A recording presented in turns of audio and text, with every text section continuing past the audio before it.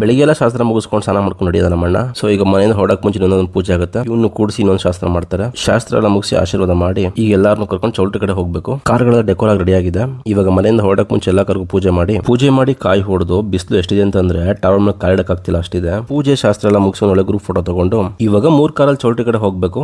ಏನ್ಗುರು ಈ ಬೇಸಿಗೆ ಬೆಂಗಳೂರು ಓಡಾಡೋದು AC ಹಾಕಿದ್ರು ಚಿಲ್ಲ ಆಗಲ್ಲ. ಎಲ್ಲಾರನ್ನು ಕರ್ಕೊಂಡ್ ಚೌಲ್ಟ್ರಿ ಡ್ರಾಪ್ ಮಾಡಿ ಗಂಡು ಚೌಲ್ಟ್ರಿ ಒಳಗೆ ಹೋಗ್ಬೇಕಾದ್ರೆ ಹೆಣ್ಣಿ ಕಡೆ ಬಂದು ಪೂಜೆ ಮಾಡಿ ಕರ್ಕೊಂಡು ಹೋಗ್ಬೇಕು. ಚೌಲ್ಟ್ರಿ ಒಳಗೆ ಹೋಗೋ ಮುಂಚೆ ಇದೊಂದು ಶಾಸ್ತ್ರ.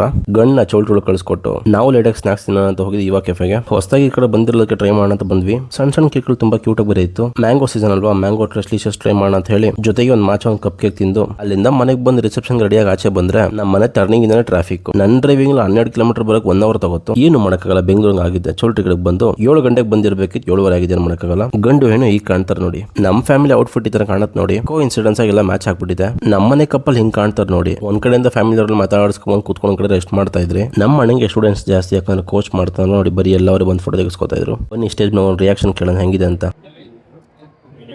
ಸಾಕಾಯ್ತಾ?